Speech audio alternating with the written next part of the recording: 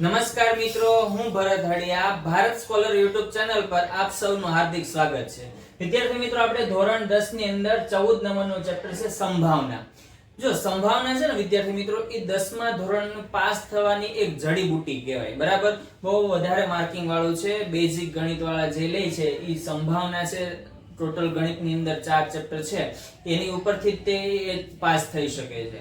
બરાબર, તો આપણે સંભાવના જોવાનું છે. સંભાવના પહેલા તો એ કે સંભાવના એટલે શું? તો કોઈ પણ પ્રયોગ કર્યા પછી જે ઘટના ઘટવાની છે, બરાબર, એ ઘટનાને આપણે શું કહેશું? સંભાવના કહેશું. બરાબર, અત્યારે આપણે જનરલી એવું સાંભળતા હોય છે કે આ કે 6 તારીખમાં 7 તારીખમાં 8 તારીખમાં એટલો વરસાદ પડવાની છે, એટલી સંભાવના, એટલી શક્યતા છે. જે શક્યતા છે, સંભાવના છે, એને સંભાવના કહીએ છીએ. બરાબર, ને આમ તમે જુઓ, બરાબર, તો આપણે એક ઉદાહરણ તરીકે લઈએ કે માનો કે એક સિક્કો છે. સિક્કાને મેં હાથમાં રાખ્યો એટલે તમારા મનમાં હું એમ કહું, ચાલો તમારે છાપ કે કાટ બે તમારે નક્કી કરવાનું છે. બરાબર, મેં માનો કે એક સિક્કો હાથમાં રાખ્યો. બરાબર, હવે ઉછાળવું નહીં ઈ પહેલા હું તમને કહું કે ચાલો વિચારો, તો તમારા મનમાં પહેલા બે વિચાર આવશે. કયો આવશે? છાપ માંગુ કે કાટ માંગુ? પછી ઉછાળ્યા પછી તમારા હાથમાં જે આવે ફાઇનલ રિઝલ્ટ આવે, કાં તો છાપ આવે કાં તો કાટ આવે. પણ પહેલા જ્યારે પ્રયોગ કરીએ, બરાબર, ત્યારે તમારા મનમાં કેટલા પરિણામ હોય છે? બે. જ્યારે પ્રયોગ પૂરો થાય, જ્યારે ઘટના ઘટી જાય છે, અને પછી તમારા જે પરિણામ આવે એ કેવું હોય છે? જે પરફેક્ટ જે કંઈ પણ હોય. બરાબર, તો પહેલા જોઈએ સૈદ્ધાંતિક સંભાવના. બરાબર, ઘટના એની સંભાવનાને સંકેતમાં, જો P એટલે પ્રોબેબિલિટી, બરાબર, A એટલે P of A વડે દર્શાવવામાં આવે છે. બરાબર, P for શું થાય? આપણે P એટલે પ્રોબેબિલિટી થશે. બરાબર, P of A વડે દર્શાવવામાં આવે છે. ઘટના A માટે સાનુકૂળ પરિણામોની સંખ્યા અને પ્રયોગમાં શક્ય તમામ પરિણામોની સંખ્યા. બરાબર, આપણે ઉદાહરણ સાથે સમજવું. આ થિયરી છે, આપણે અહીંયા ઉદાહરણ સાથે અને આપણે શું કરતા જઈશું? એક્સપ્લેન કરતા જઈશું. બરાબર, ધ્યાન આપજો. માની લો કે મારી પાસે પાસો છે. આપણે પાસો જોઈએ ને, ઓલો લૂડો રમતા હોય ત્યારે. બરાબર, તો પાસો છે. હવે હું પેલા પાસો હાથમાં લઉં, બરાબર, ત્યારે આપણા મનમાં કેટલા પરિણામ ઉદ્ભવે? તો કે એક કહું, બે કહું, 3 કહું, 4 કહું, 5 કહું કે 6 કહું. એટલે ટોટલ આપણા મનમાં કેટલા પરિણામ ઉદ્ભવે? 6. તો જે પ્રયોગ કરવા જઈ રહ્યા હોય એ પેલા જેટલા આપણા મનમાં જેટલા પણ પરિણામ આપણા મનમાં જે ક્રિએટ થાય ને એ ક્યાં લખવાના? તો કે છેદમાં લખવાના. બરાબર, પાછો ઉછાળું એ પેલા મને કેટલા પરિણામ, પાછો ફેંકું ને એ પેલા મારા મનમાં પરિણામ કેટલા આવે? તો કે 6 આવે. બરાબર, ફેંકા પછી જ્યારે ઘટના બને એટલે આપણે કોઈ એક રિઝલ્ટ મળે. માનો કે મેં પાછો ફેંકો, 1 આવે, 1 એની સંભાવના કેટલી? તો કે 1/6. બરાબર, 2 આવે એની સંભાવના કેટલી? તો કે 1/6.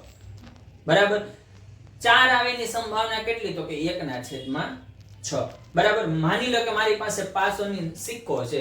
બરાબર, તો સિક્કામાં બે બાજુ હોય. એક બાજુ હોય છાપ અને એક બાજુ હોય કાટ. બરાબર, છાપ અને કાટ. બરાબર, બે બાજુ. હવે હું જ્યારે સિક્કો હાથમાં લઉં, પ્રયોગ કરવા જાઉં છું. બરાબર, પ્રયોગ કર્યા પહેલા મારા હાથમાં સિક્કો આમ રાખું ત્યારે આપણા મનમાં બે જ વિચાર આવે. છાપ કહું કે કાટ કહું? બે પરિણામ આવે. મનમાં કેટલા પરિણામ આવે? બે પરિણામ. તો જે કુલ પરિણામ એને કુલ પરિણામ કહેવાય. કેવા કહેવાય? કુલ પરિણામ. અથવા તો પ્રયોગમાં શક્ય તમામ પરિણામો પ્રયોગ કરવા જાય ને ત્યારે તમામ પરિણામો કેટલા છે? 2. જ્યારે હું સિક્કાને ઉછાળું અને જ્યારે હાથમાં આવે ને ચેક કરું તો એક જ પરિણામ હોય, કાં તો છાપ હોય કાં તો કાટ હોય, પણ હોય તો કેટલા? એક જ હોય. તો એની સંભાવના કેટલી થાય? 1/2. બરાબર, તો જ્યારે પણ આપણે દાખલો ગણશું, બરાબર, ત્યારે આ સૂત્ર ફરજિયાત મૂકવાનું રહેશે. શું થશે?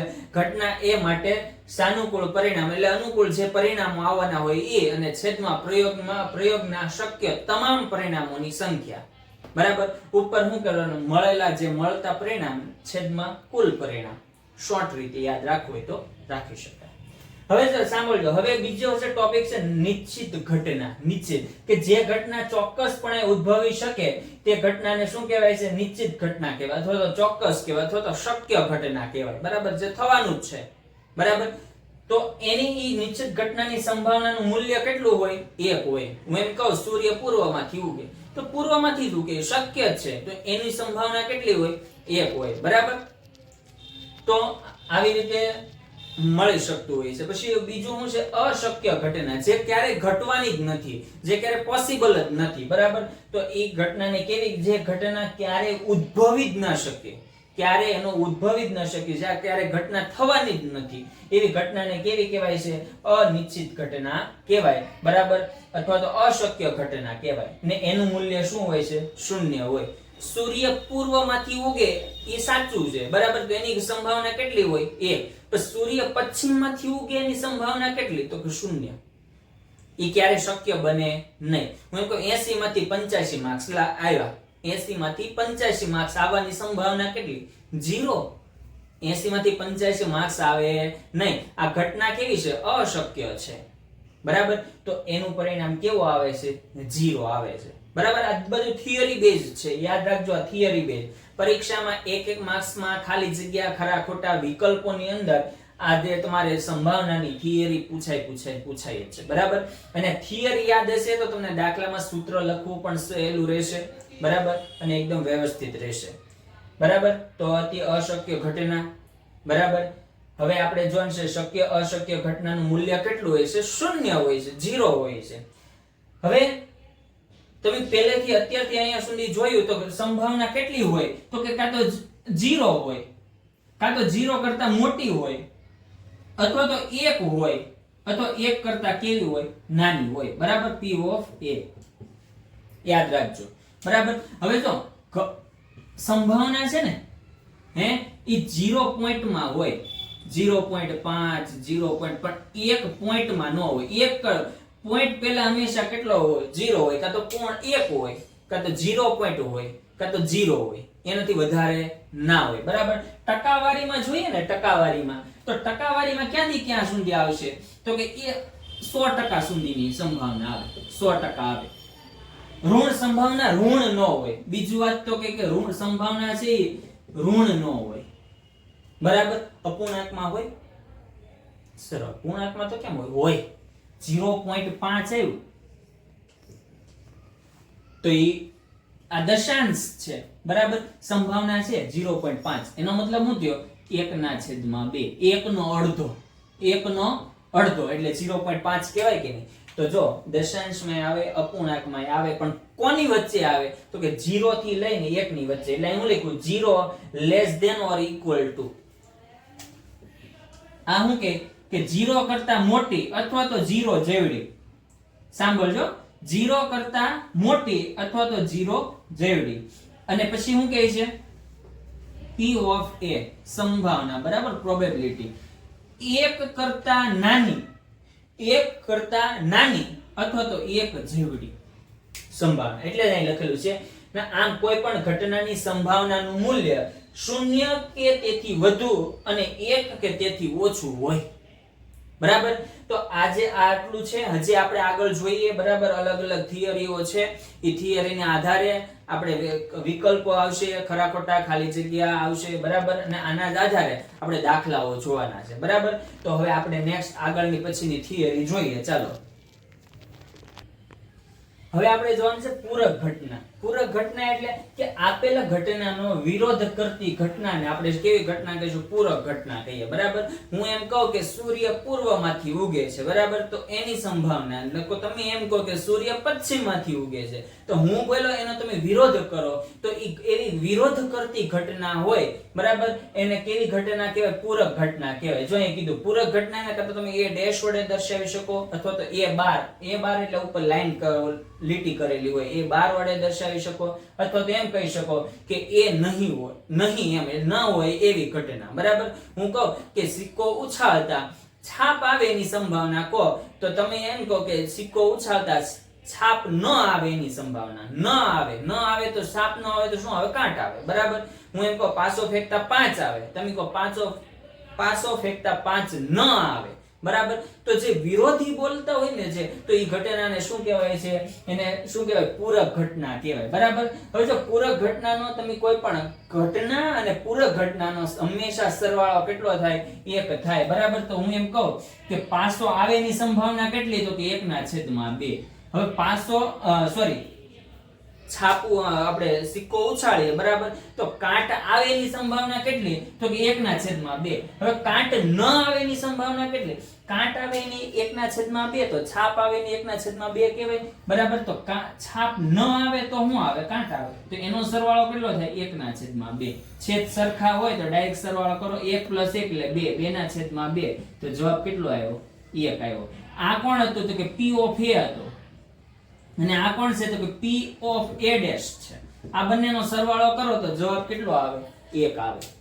સમજ પડ્યો હું શું કહેવા માંગુ છું? બરાબર. તો આવી જ રીતે આપણે દાખલા, હવે જો આવી રીતે તમને જો પાસાનું જોવું હોય તો એ પણ જોઈ લઈ. જો ધ્યાન આપો, હું એમ કહું કે પાસો ઉછાળું ને એ પેલા મારા માઇન્ડમાં કેટલા પરિણામ હોય? કુલ પરિણામ 6 હોય.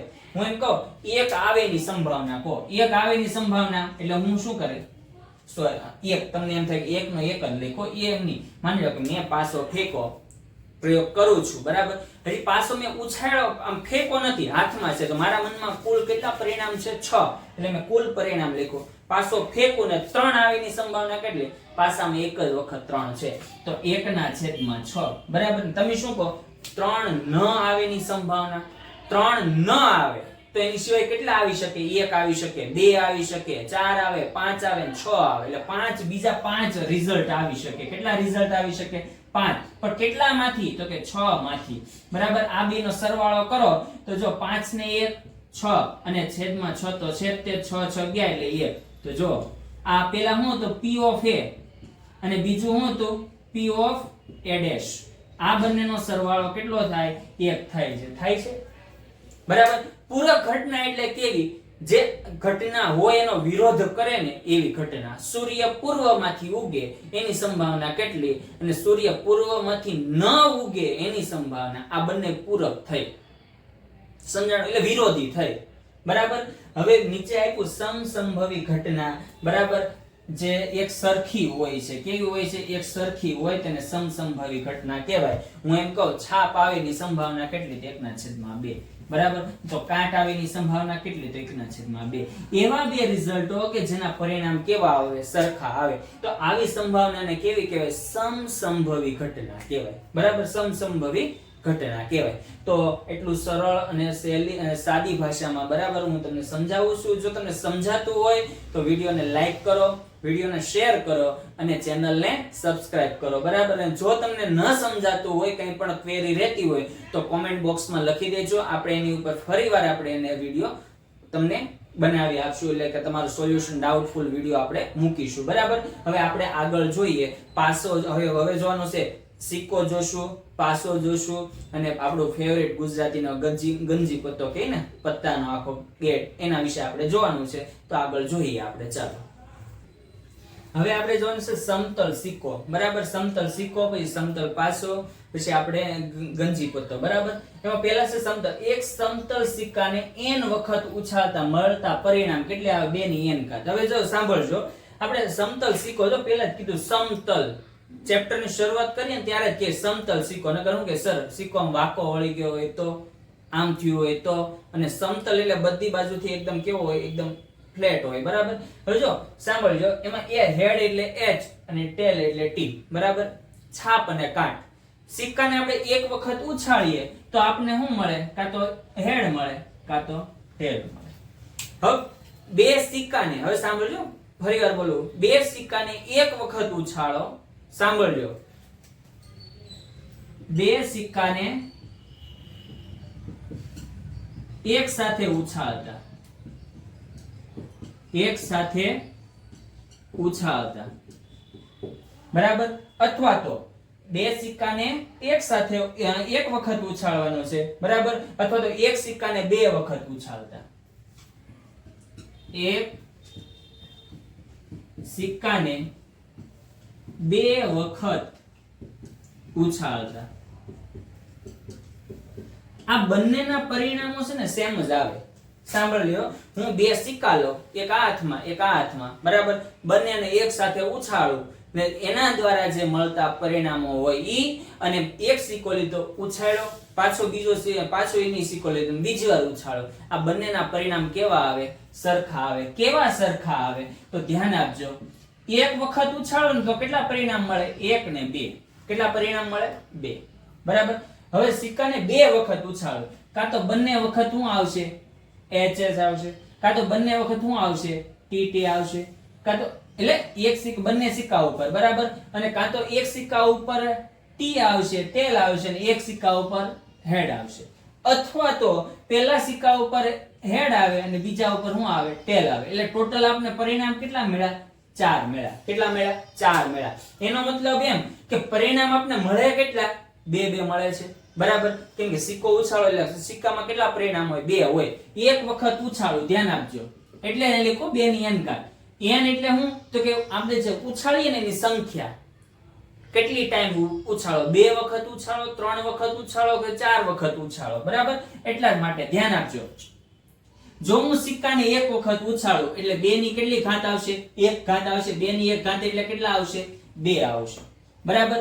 જો હું સિક્કાને 2 વખત ઉછાળું એટલે 2 ની 2 ઘાત થઈ જશે. 2 નો વર્ગ કેટલો થાય? 4. જો 4 આવે રિઝલ્ટ, 1 2 3 અને 4. જો હું સિક્કાને 3 વખત ઉછાળું તો 2 નો ઘન કેટલો થાય? 8. એનો મતલબ એમ કે કેટલા રિઝલ્ટ આવશે? 8 રિઝલ્ટ આવશે. કેવા કેવા આવે ચેક કરો, ધ્યાન આપો. કાં તો 2 સિક્કા, કેટલા સિક્કા છે આપણી પાસે? 4. કેટલા સિક્કા છે આપણી પાસે? 3 સિક્કા છે.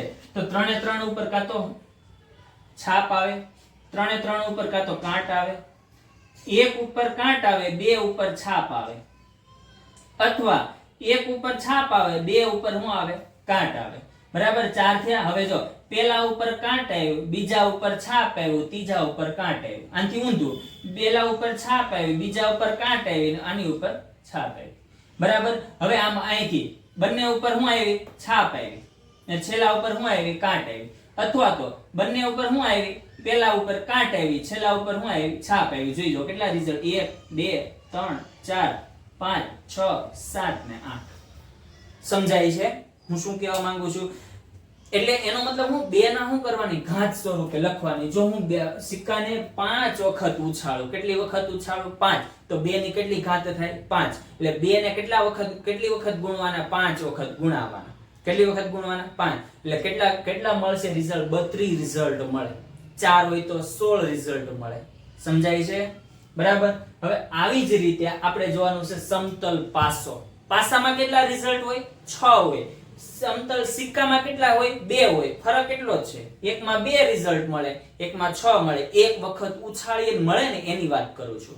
તો સિક્કામાં તે સેમ ટુ જેમ સિક્કામાં જોયું એમ જ આપણે પાસામાં જોશું, બરાબર. એક સમતલ પાસાને n વખત ઉછાળતા મળતા પરિણામો. એક વખત ઉછાળો તો 6 રિઝલ્ટ મળે, પણ એક સાથે 2 ઉછાળો તો 36 રિઝલ્ટ મળે. કેટલા મળે? 36 રિઝલ્ટ, બરાબર. ચોપડીમાં મસ્ત રીતે કોષ્ટક દોરેલું છે કે શરૂઆત ક્યાંથી કરવાની? 1 1 1 2 1 3 1 4 1 5 1 6, બરાબર. પછી શું આવશે?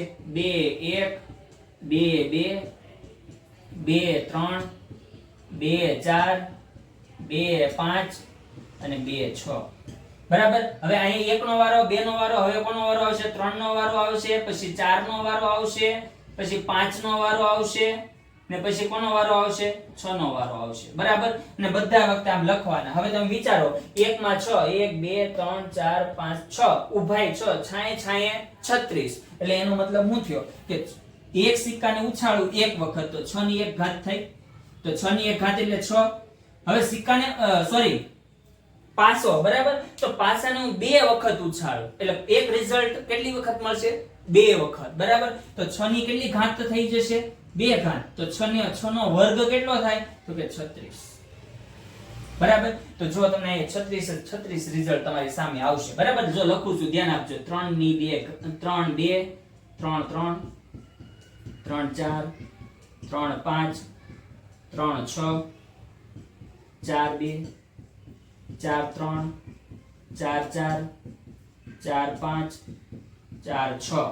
પછી આવશે 5 2 5 3 5 4 5 5 અને 5 6. હવે આવશે 6 2 6 3 6 4 6 5 અને 6 6. ગણી જો આ 36 રિઝલ્ટ થાય. અને હા એટલું યાદ રાખજો, આની ઉપરથી દાખલો બોર્ડમાં આવે છે અને એટલું પણ કહી દો કે આમાં અલગ અલગ દાખલો પૂછાય, આમાં પ્રશ્ન જો પૂછવાની મેથડ અલગ હોય, એટલે તમે આ ખાલી યાદ રાખજો. આ યાદ રાખશો ને તમે તો હું તો કહું કે આમાંથી 4 માર્ક્સનો દાખલો પૂછાય કે 3 માર્ક્સનો પૂછાય, આવડે ને આવડે. એમ કે આમાં એવી બે પાછાને એક સાથે ઉછાળતા એમના પર 6 નંબર આવેની સંભાવના કયો. તો 6 નંબર ક્યાં ક્યાં આવે? 6 નંબર તો કે જો 5 ને 6, 1 2 3 4 ને 5. કેટલા રિઝલ્ટ મળે? 1 2 3 4 ને 5 રિઝલ્ટ મળે. કેટલા મળે? 5. પણ કેટલામાંથી છે?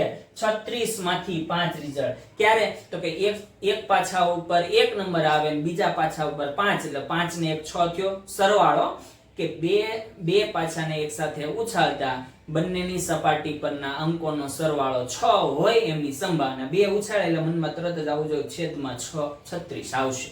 બરાબર. પછી તમારા મનમાં આ ક્રિએટ થવું જોઈએ. એક તો 1 5 આવશે, 2 5 3 3 4 2 5 1, એટલે ટોટલ રિઝલ્ટ કેટલા મળે? 5 મળે.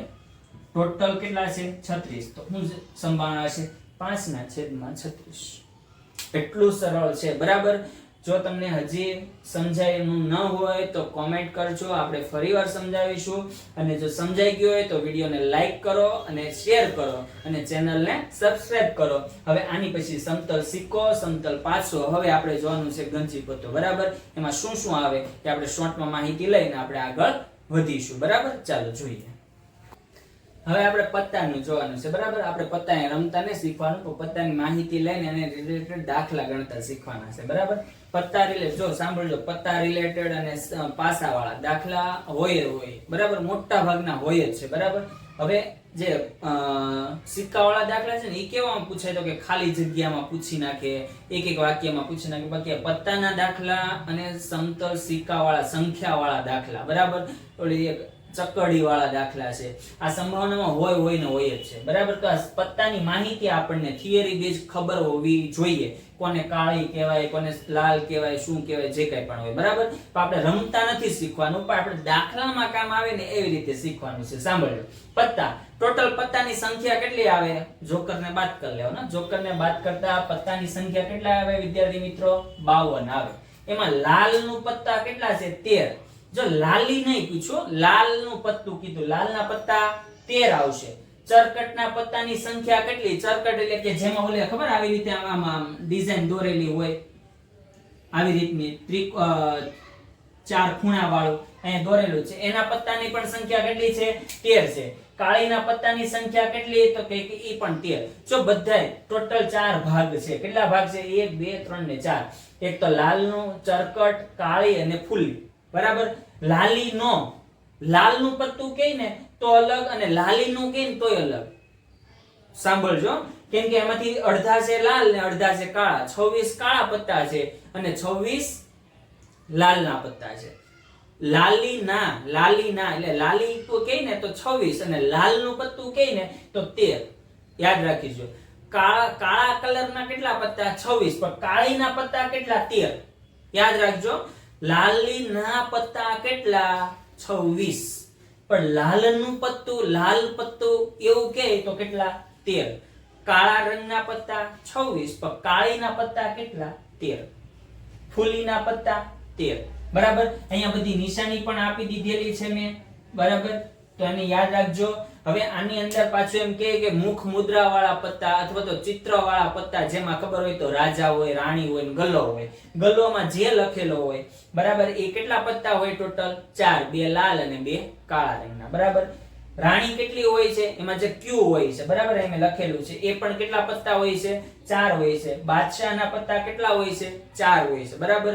એકા કેટલા હોય? 4 હોય. પણ એમાં જો ફૂલીનો એકો, કાળીનો એકો, બરાબર, લાલીનો એકો, તો એકમાં એટલે ટોટલ પત્તામાં ક્યાંથી ચાલુ થશે? ધ્યાન આપજો. પત્તામાં ચાલુ ક્યાંથી થાય? એક નો હોય, એકો હોય, એટલે એ હોય. બરાબર.